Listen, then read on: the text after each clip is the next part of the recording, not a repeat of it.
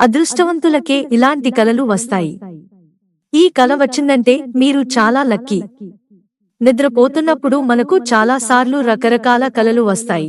వాటిలో కొన్ని సాధారణ కలలు, కొన్ని కలలు భయానకంగా ఉంటాయి, కొన్ని కలలు చాలా మధురంగా ఉంటాయి, కొన్ని కలలకు వాస్తవికతతో అస్సలు పోలిక ఉండదు. ఈ కలలకు అర్థం కూడా తెలియదు.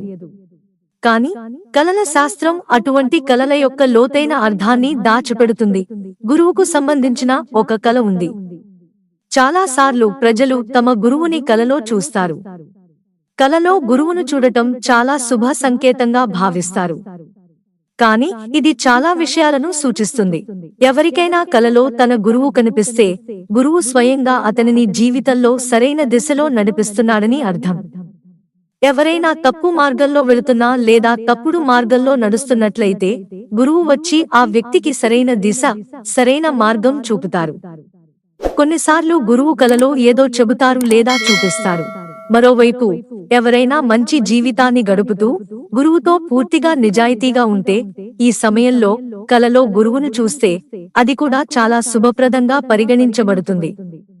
భవిష్యత్తులో ఆధ్యాత్మిక మార్గంలో ముందుకు సాగబోతున్నాడని అర్థం. అంతేకాదు వ్యక్తి జ్ఞానం, తెలివి పొందబోతున్నాడని కూడా అర్థం వస్తుంది. ప్రజలు కొన్ని ఆధ్యాత్మిక సాధనలలో నిమగ్నమై ఉంటారని.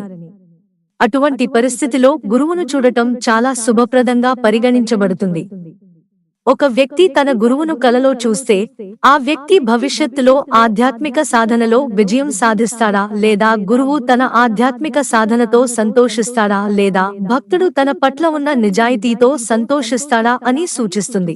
మిత్రులారా, ఛానల్ సబ్స్క్రైబ్ చేసుకోవడం మర్చిపోకండి. ధన్యవాదాలు.